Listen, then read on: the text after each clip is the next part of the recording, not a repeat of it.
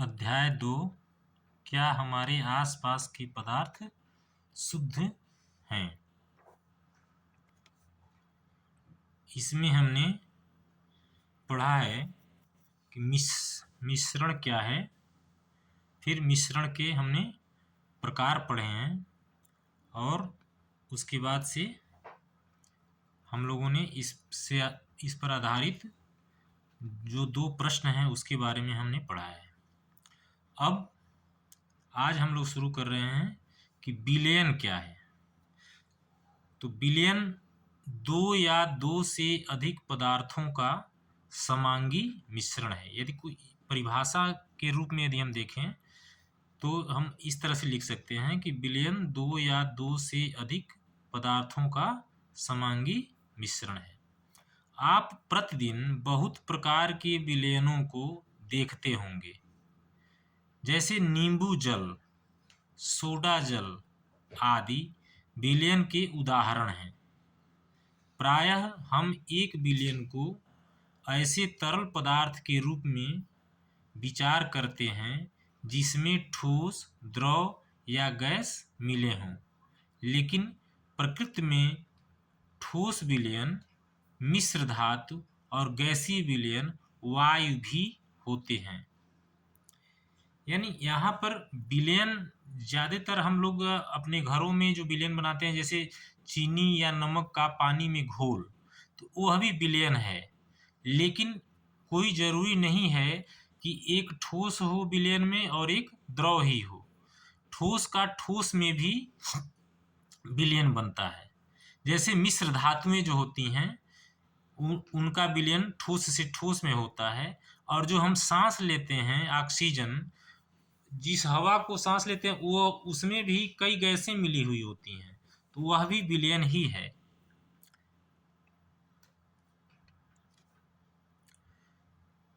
तो विलयन के कणों में समांगिकता होती है। यानी विलयन एक प्रकार का मिश्रण तो है। जैसे हमने मिश्रण को 2 प्रकार में बांटा है, पहला समांगी मिश्रण और दूसरा विषमांगी मिश्रण। तो जो विलयन होता है वह समांगी मिश्रण होता है, यानी विलयन के जो भी कण होते हैं पूरे विलयन में एक समान रूप में पाए जाते हैं, उसी को समांगिकता कहते हैं। उदाहरण के लिए नींबू जल का स्वाद सदैव समान रहता है। यानी आप नींबू पानी बनाते हैं घर पर, तो उसको जब आप पीते हैं तो सबसे ऊपर वाला पानी जब पीते हैं तो भी वही स्वाद मिलता है जो सबसे नीचे वाला, यानी तली में जो पानी है उसका स्वाद भी और सबसे ऊपर वाले का स्वाद एक ही जैसा होता है। तो इसको हम समांगी मिश्रण या समांगिकता वाला विलयन कहते हैं।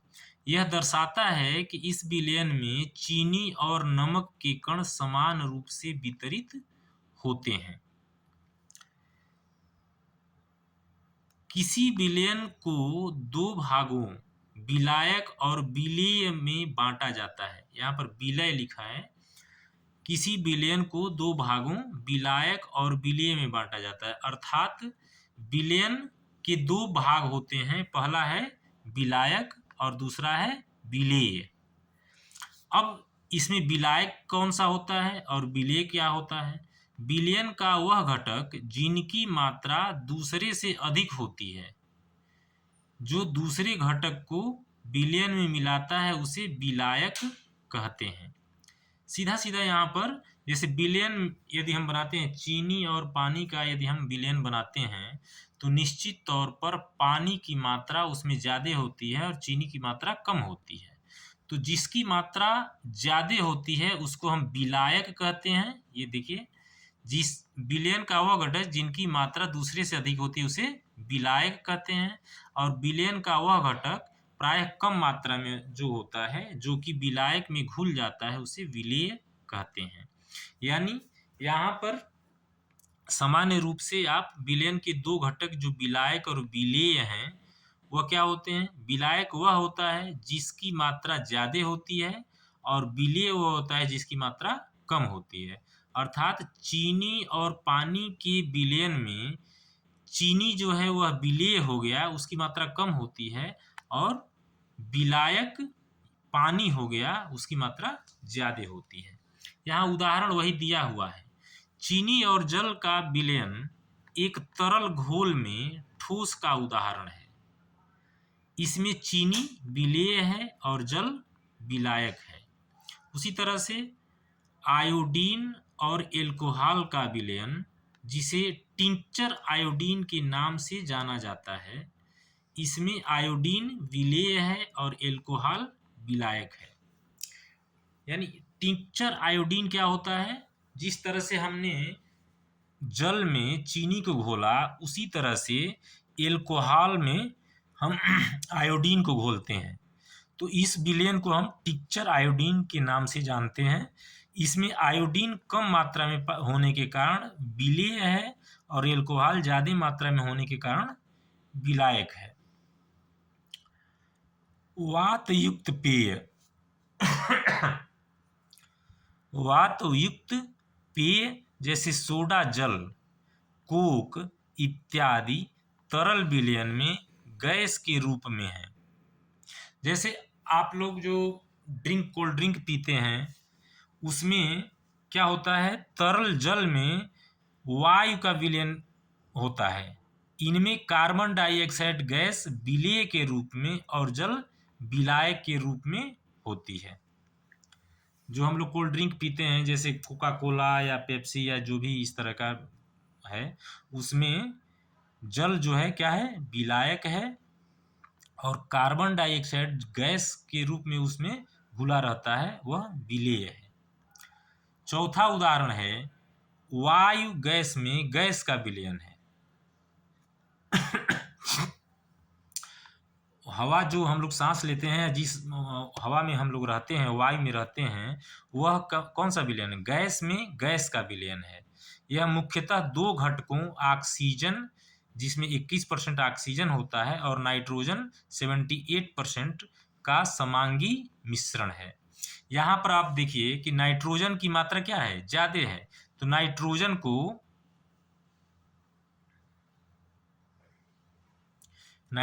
को वायु का विलायक कहा जाता है, और वायु में दूसरी गैसें बहुत कम मात्रा में उपलब्ध होती हैं, उनको हम विलेय कह सकते हैं। अब विलयन के गुण, यानी जो समांगी मिश्रण होता है, यानी जो विलयन होता है, उसका गुण क्या होता है? तो विलयन एक समांगी मिश्रण है।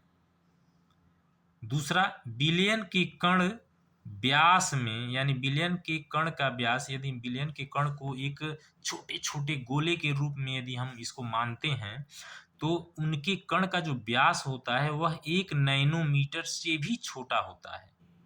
1 नैनोमीटर का मतलब 1 मीटर को 1 अरबवा भाग, यानी 1 मीटर को 1 अरब से भाग देंगे तो वह 1 नैनोमीटर के बराबर होगा। और यह इतना छोटा होता है कि ये आँख से नहीं देखे जा सकते हैं। तो दो गुण, यह समांगी मिश्रण होता है, और दूसरा विलयन के जो कण का व्यास होता है वह 1 नैनोमीटर से भी छोटे होते हैं।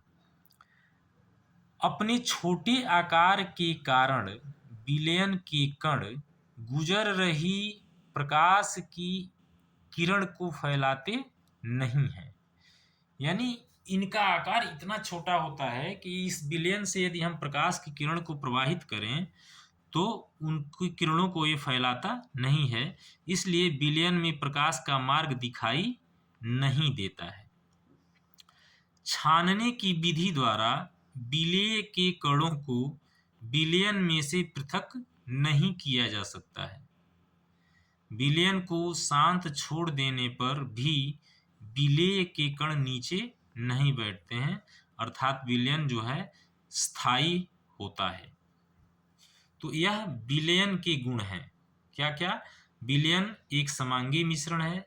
दूसरा, विलयन के कण का व्यास 1 नैनोमीटर से भी कम होता है, इसके कारण हम आंखों से देख नहीं सकते। तीसरा जो गुण है, अपने छोटे आकार के कारण विलयन के कण जो हैं अपने में गुजर रही प्रकाश की किरण को फैलाते नहीं हैं, इसलिए विलयन में प्रकाश का मार्ग दिखाई नहीं देता है। और दूसरा, जैसे हम चीनी और पानी का घोल बनाते हैं, विलयन बनाते हैं, तो उसको हम छानने की विधि, यानी छननी से हम उसको छान नहीं सकते।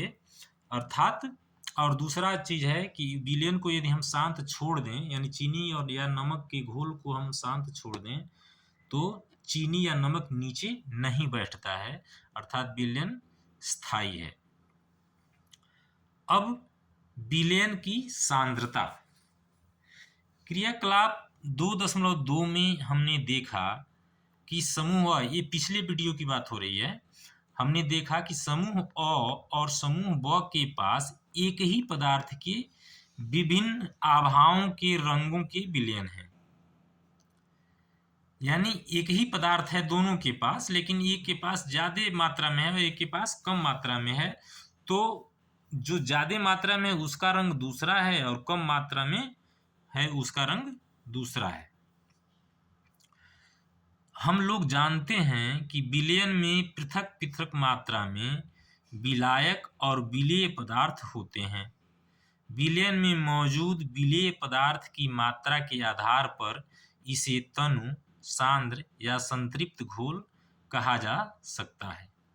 यानी सांद्रता का मतलब क्या है, यहाँ पर सबसे पहले समझिए। सांद्रता का मतलब, जैसे हम चीनी और पानी का घोल बनाते हैं तो उसमें हम 100 ml यदि मान लीजिए जल लेते हैं और उसमें 10 ग्राम चीनी भी घोल सकते हैं और 20 ग्राम चीनी भी दूसरे में घोल सकते हैं। पानी की मात्रा 100 ग्राम, चीनी की मात्रा एक में 10 ग्राम या 1 चम्मच मान लीजिए और दूसरे में 2 चम्मच हम घोल रहे हैं। तो दोनों में यदि आप दोनों शरबत का टेस्ट लेंगे तो मीठा कौन सा होगा? निश्चित तौर पर 20 ग्राम वाला। तो उसमें, तो उसी को यदि इन दोनों विलयनों की हम तुलना करें तो उसमें हम कहेंगे कि जो 20 ग्राम यानी 2 चम्मच वाला जो विलयन है वह ज़्यादा सांद्र है। तो इसमें 3 तरह के विलयन और विलेय की मात्रा के आधार पर 3 तरह के विलयन को हम प्राप्त करते हैं। एक तनु, सांद्र या संतृप्त घोल कहा जा सकता है। तनु और सांद्र तुलनात्मक शब्द हैं। जैसा अभी मैंने बताया कि इसमें एक में 1 चम्मच डाल दीजिए, दूसरे में 2 चम्मच डाल दीजिए, तो जो ज़्यादा मीठा लगेगा उसको आप कह देंगे कि यह इसमें ज़्यादा चीनी है, यानी वह सांद्र विलयन है। क्रियाकलाप 2.2 में समूह अ द्वारा प्राप्त विलयन समूह ब की तुलना में तनु है। क्यों समूह ब की तुलना में तनु क्यों है? क्योंकि समूह ब में विलेय पदार्थ की मात्रा जो है अधिक है। तो जिसमें विलेय पदार्थ की मात्रा अधिक होती है वह विलयन ज़्यादा सांद्र होता है। तो इसमें समूह अ द्वारा जो प्राप्त विलयन है वह समूह ब की तुलना में तनु है, यानी अ द्वारा प्राप्त विलयन में विलेय की मात्रा कम है और ब वाले में अधिक है। क्रियाकलाप 2.3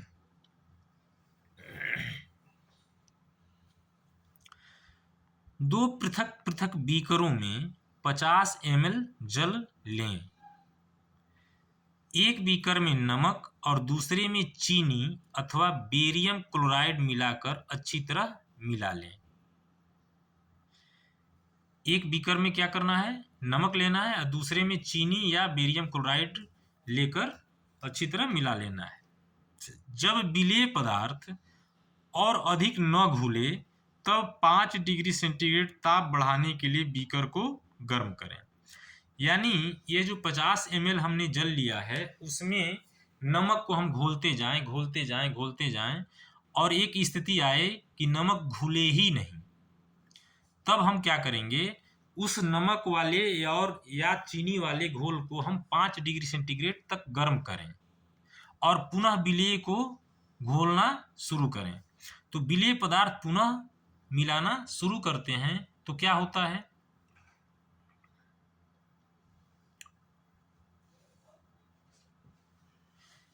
क्या किसी दिए गए ताप पर चीनी, नमक अथवा बेरियम क्लोराइड की जल में घोली गई मात्राएं बराबर हैं? क्या किसी दिए गए ताप पर चीनी, नमक अथवा बेरियम क्लोराइड की जल में घोली गई मात्राएं बराबर हैं? इसका अर्थ समझिए कि हम यदि तीन या 2 गिलास लिए हैं जिसमें 50-50 ml जल था, तो एक में हम चीनी की मात्रा को घोलते जा रहे हैं और दूसरे में नमक की मात्रा को घोलते जा रहे हैं, तो एक स्थिति आती है कि वह घुलना बंद हो जाता है। एक निश्चित ताप पर चीनी या नमक जो है घुलना बंद हो जाता है। तो क्या वो दोनों की मात्राएं बराबर हैं जब घुलना बंद हो गया? उसका उत्तर है किसी निश्चित तापमान पर उतना ही विलेय पदार्थ घुल सकता है जितनी की विलयन की क्षमता होती है। दूसरे शब्दों में, दिए गए निश्चित तापमान पर यदि विलयन में विलेय पदार्थ नहीं घुलता है तो उसे संतृप्त विलयन कहते हैं। अब यहाँ पर विलयन में एक शब्द आया संतृप्त विलयन, यानी ऐसा विलयन जब किसी निश्चित मात्रा के विलायक में हम विलेय को घोलते जाएं और कुछ समय के बाद विलेय की मात्रा घुलना बंद हो जाए, तो उस विलयन को जिस समय घुलना बंद हो जाता है उसके पहले जो विलयन तैयार रहता है उसको हम संतृप्त विलयन कहते हैं।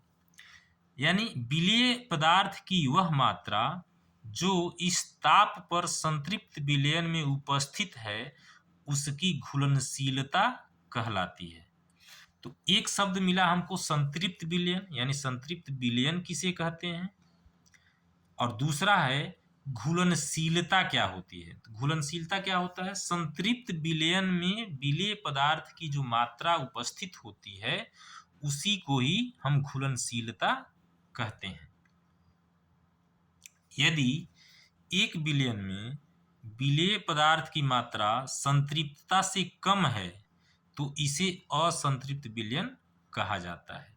यानी एक ऐसी स्थिति, जैसे अभी उदाहरण जो 50 ml जल और उसमें चीनी हम घोलते गए, तो मान लीजिए हमने 1 चम्मच चीनी घोला, तो 1 चम्मच चीनी घोलने के बाद फिर यदि आधा चम्मच मिला के यदि घोल रहे हैं और वह घुल जा रहा है, तो इस तरह के विलयन को हम असंतृप्त विलयन कहते हैं। ये ध्यान रखिए कि विलयन, यदि मान लीजिए विलयन के 2 प्रकार यहाँ पर हो गए, एक संतृप्त विलयन और एक असंतृप्त विलयन। तो संतृप्त विलयन में क्या होगा? विलेय पदार्थ, उसकी संतृप्त विलयन में विलेय पदार्थ की और मात्रा नहीं घुलती है, जबकि असंतृप्त विलयन में विलेय पदार्थ की और मात्रा घुल जाती है।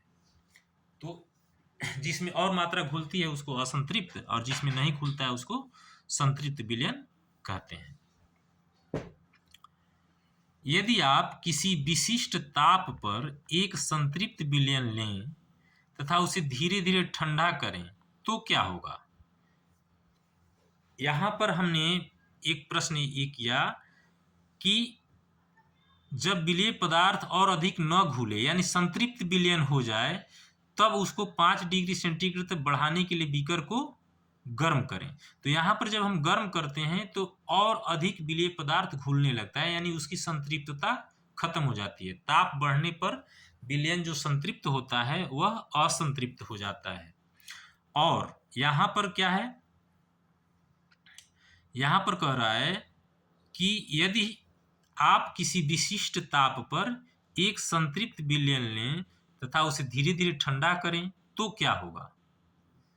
उपरोक्त किए गए क्रियाकलाप से हम कह सकते हैं कि दिए हुए एक निश्चित तापमान पर पृथक पृथक पदार्थों की विलयन क्षमता भिन्न होती है।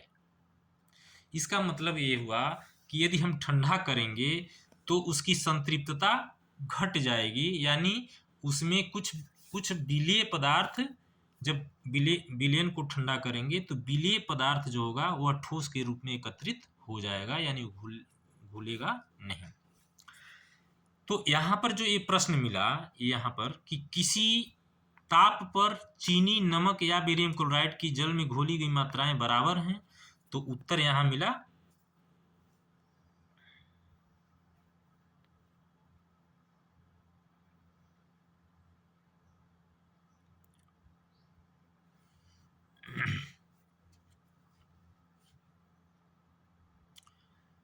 उपरोक्त क्रियाकलाप से हम कह सकते हैं कि दिए हुए एक निश्चित तापमान पर पृथक पदार्थों की विलयन क्षमता भिन्न भिन्न होती है। अर्थात यदि हम नमक को घोल रहे हैं और चीनी को घोल रहे हैं तो दोनों की मात्राएं संतृप्त विलयन में अलग अलग होंगी। अब इन्हीं विलयन की जो दो भाग हैं, विलायक और विलेय, तो उसी के आधार पर हम सांद्रता को ज्ञात करते हैं।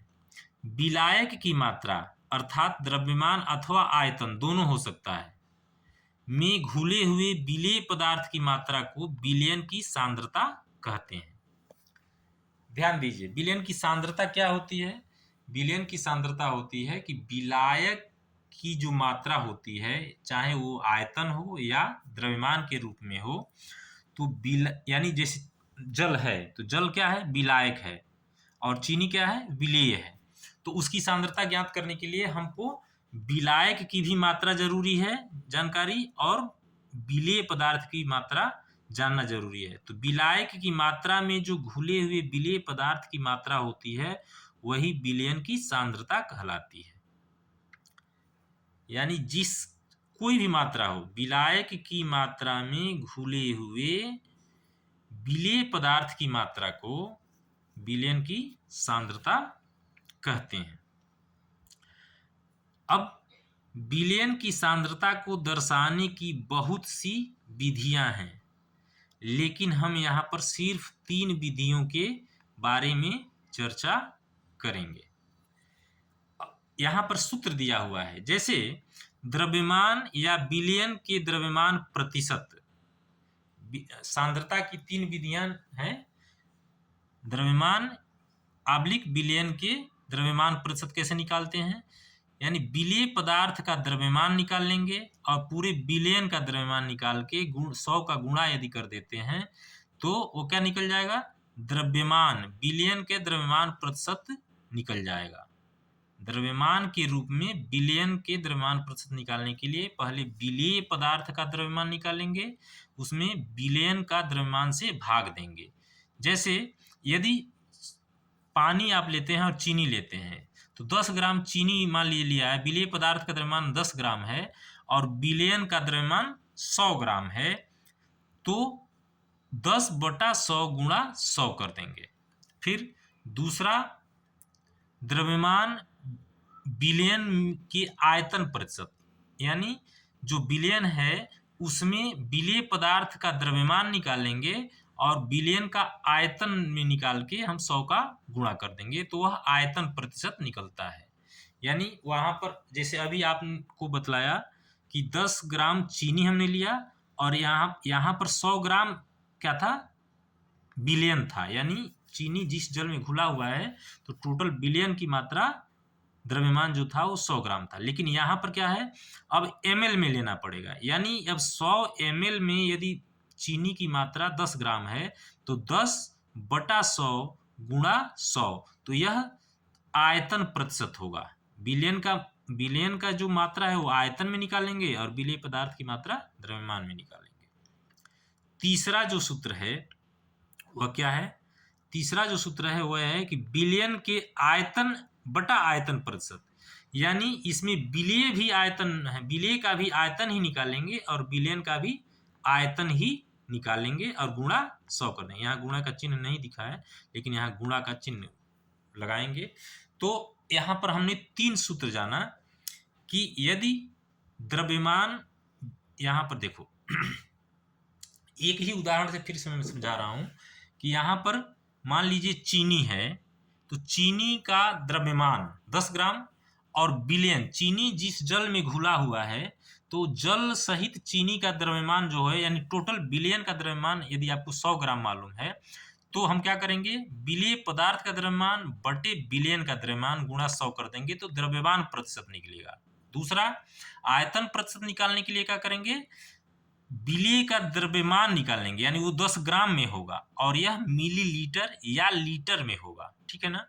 तो ये विलेय पदार्थ का द्रव्यमान 10 ग्राम बटा विलयन का आयतन, ये क्या हो जाएगा? ये 100 ml हो जाएगा गुणा 100। तो इस तरह से निकाल लेंगे। और तीसरा स्थिति ये आता है कि जिसमें विलेय भी जो है वह उसका आयतन दिया हुआ है, तो विलेय का आयतन बटा विलयन का आयतन गुणा 100। तो ये 3 जो है सूत्र हैं जिससे हम आयतन प्रतिशत, द्रव्यमान प्रतिशत या आयतन प्रतिशत निकाल सकते हैं। अब यहां पर दिया हुआ है उदाहरण 2.1। इसको हम इस उदाहरण से हम अच्छी तरह से समझ सकते हैं कि किसी विलयन की जो सांद्रता होती है वो हम कैसे निकालेंगे।